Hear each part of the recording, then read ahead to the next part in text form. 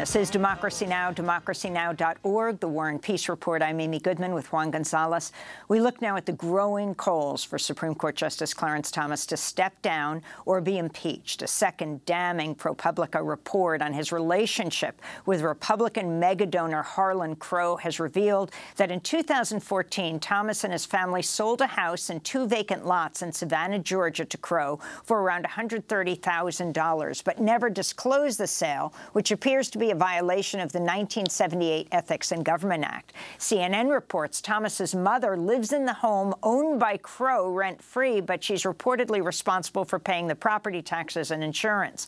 On Sunday, the Washington Post reported Thomas has for years claimed rental income from a Nebraska real estate firm that shut down in 2006. It's also been reported previously that in 2009, Crow gave $500,000 to a conservative lobbying group founded by Thomas's wife, Ginny Thomas. CNN reports Justice Clarence Thomas now intends to amend his financial disclosures in light of ProPublica's other recent bombshell investigation detailing unreported luxury trips Harlan Crow lavished on Thomas over 2 decades, in apparent violation of a law requiring justices and other federal officials to disclose most gifts. Thomas frequently vacationed at Crow's resort in the Adirondacks of New York, where a painting on the walls depicts Clarence Thomas sitting with 4 other men, including Harlan Crow and Leonard Leo of the Federalist Society. Thomas never reported any of the free trips as gifts. In addition to being a major benefactor for Thomas and the GOP,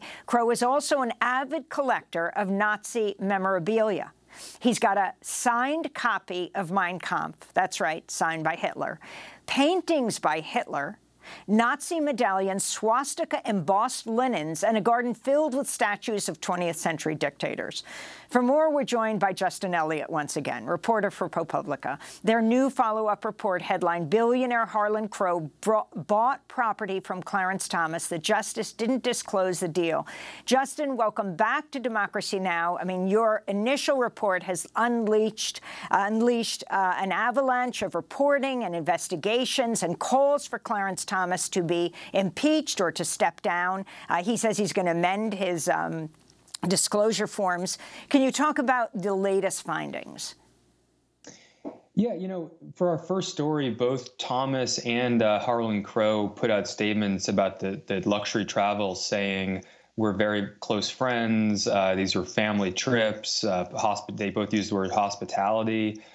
We subsequently learned and reported that there was actually a direct business deal, a real estate deal between the 2 men, so actual money flowing from Harlan Crow to Clarence Thomas. What we found is that around a decade ago, Crow bought a house and 2 vacant lots that were owned by Clarence Thomas and some of his relatives down in Savannah, Georgia.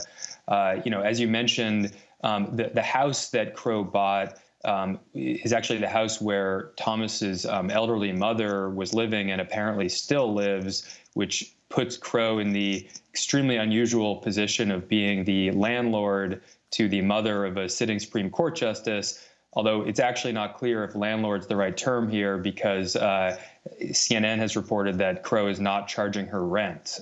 So there's all kinds of exceedingly unusual financial entanglements between this billionaire political donor and a Supreme Court justice.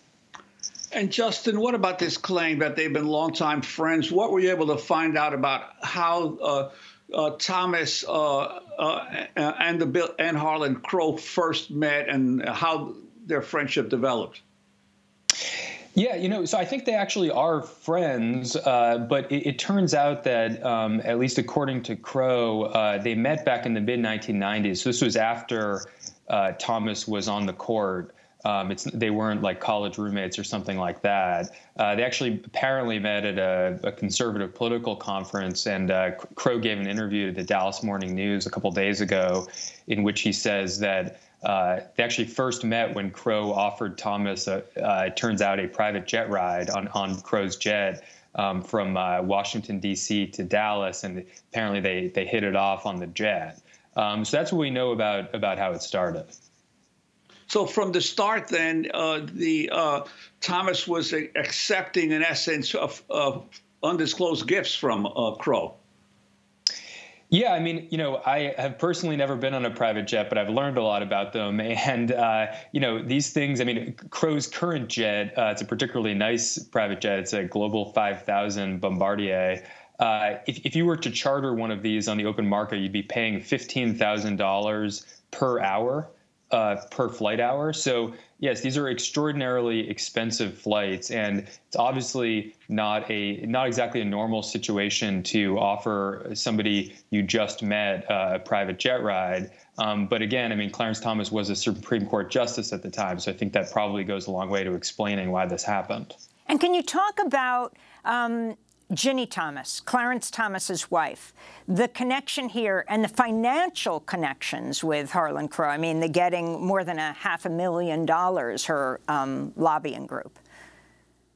That's right. So I think one of the other really intriguing financial connections here between Crow and the Thomas family is related to Ginni Thomas. So it actually came out around a dozen years ago that Ginni Thomas was running a small Tea Party group, nonprofit political organization, and it came out that none other than Harlan Crow was pretty much the sole funder of that group that was paying Ginni Thomas's salary, which I believe was on the order of $200,000 a year. So essentially, through this kind of pass-through organization, Crow's money was ending up, in the pocket of the Thomas household.